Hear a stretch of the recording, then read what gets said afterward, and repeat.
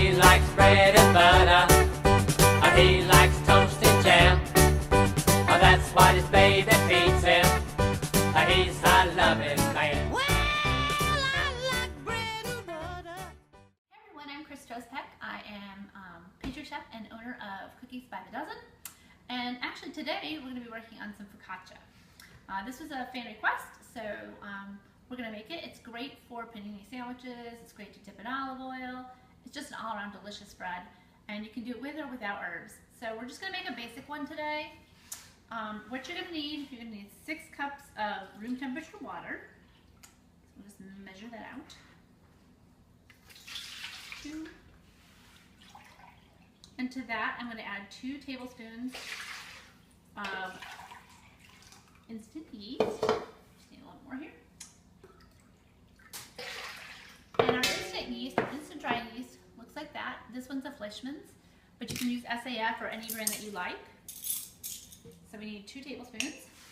And I've made this a million times. I could probably make this in my sleep. And then you can use any herbs that you like. I happen to really love this Yaz Herbal Delight that I found. It's made here locally in Charlotte, and I really love it. So I just sprinkle that across. Of course, rosemary, fresh rosemary is the typical herbs. And we're just going to let that set, and I'm just going to whisk that together and get that yeast all incorporated with the water. I'm just going to whisk that a little bit just to get that working. And to that, we're going to add 12 cups of unbleached all-purpose flour. And I like to use King Arthur flour. I feel it's got a great consistency. For this, we're not using bread flour. Bread flour has a little bit more gluten, and this is a light and airy bread. So we don't really want to develop a lot of gluten. So for that purpose, I just use all-purpose flour. It's a really spongy, wet dough, so you don't need a lot of kneading or anything like that. It's just basically a mix. I'm adding 2 tablespoons of kosher salt. I like kosher salt because it's not really strong. It's got a nice mellow salty flavor. We're going to be adding more salt to our pan on top and bottom of the focaccia, so that gets that working. We're going to add about 4 tablespoons or a 1/4 cup of extra virgin olive oil. And you want to use a really good olive oil because the flavors really come through in this. I even really like a Greek olive oil. It's a little bit stronger in olive flavor, but you can use any one that you have or that you like. Last one here, and then we're going to sprinkle it with some fresh rosemary before we mix it. And in this dough, we're just going to mix by hand because it doesn't require any heavy-duty kneading, as I said. So go ahead and put our fresh rosemary in there from my garden, and maybe we'll add some fresh oregano that I picked earlier too. So you can put any herbs that you like, basil, rosemary, whatever. Rosemary is really traditional. And then we're just going to make a little well in the center and just start incorporating that flour in there. So again, this kind of goes with my 1 bowl theory. You know, you don't want to mess up your whole kitchen.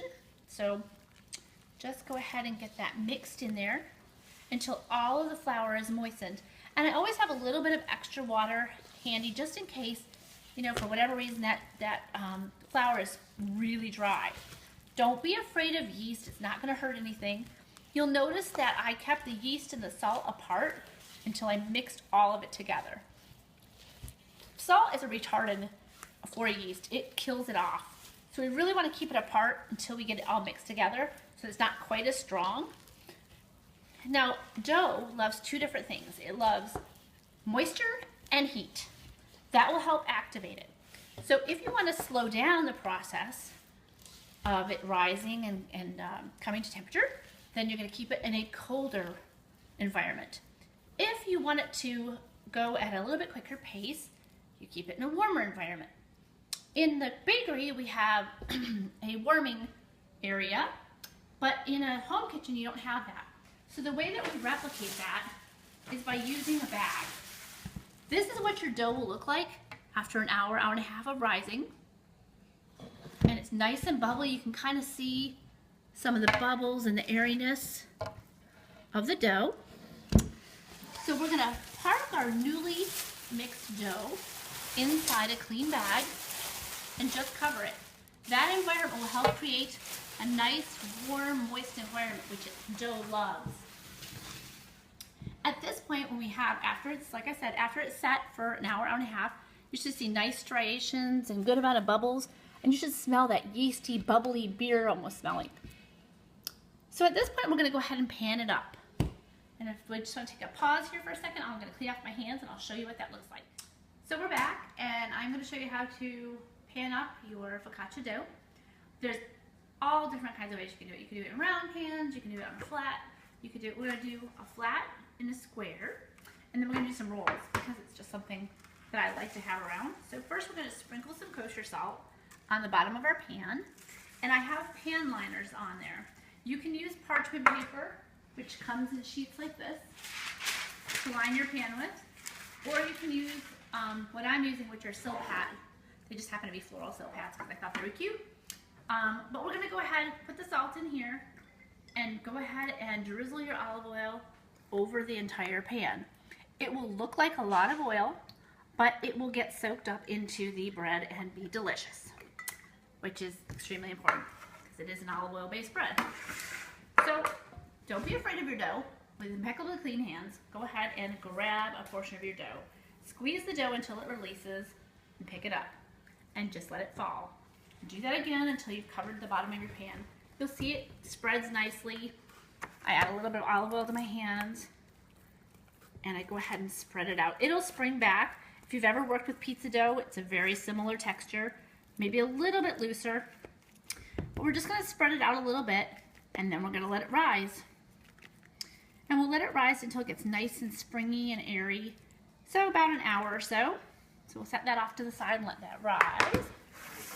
And now we're gonna go ahead and make some rolls. Now, you have to imagine that as your dough is formed, it's going to double in size.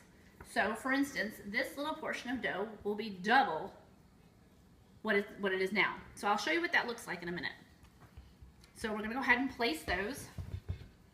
And you're just pinching off pieces of dough. And we're putting it on our olive oil sheet pan. And we're gonna come back and add some fresh herbs to the top, some salt and some olive oil on top as well. Now you can make them look pretty. If you wanna do what I'm doing, you're just folding your dough into each other. So you're just folding it in, pushing your finger and releasing. Or you can just do the quick method and just drop it in blobs as you would biscuits. They will go ahead and form pretty little rolls themselves. You don't have to worry about what it looks like because once it rises, really it takes on its own shape anyway. So it's a very forgiving dough.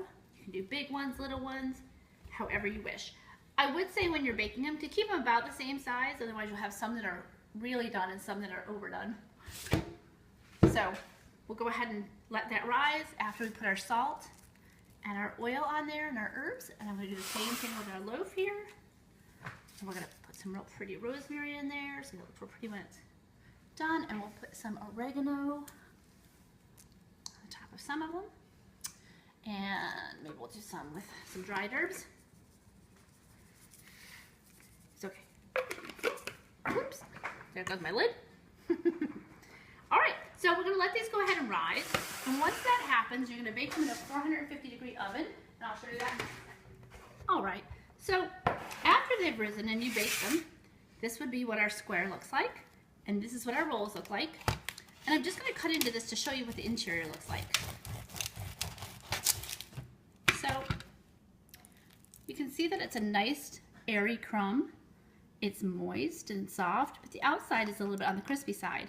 So it's great for little slider sandwiches. It's great for deli sandwiches. And this one, you could actually do paninis on that. You can slice this up to dip it. You can fill it. You can cut the whole thing and do a giant ovoletta or panini. So there's lots of different options. You can bake it in a larger loaf and use it as sandwich bread. But I hope you try it. And feel free to ask any questions that you like. I'll be happy to answer them. Happy baking! He likes bread and butter. He likes toast and jam. That's what his baby feeds him. He's